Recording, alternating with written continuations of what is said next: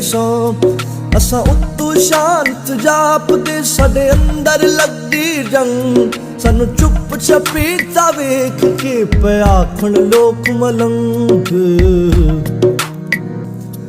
असां खुब्बे गम दे खोबड़े साडे लंबे हो गए केस पाताने बाणे सोचदे असां बुनदे रहिंदे केस हुण छित्ती दौड़ी बुलिया साडी सूली टंगी जान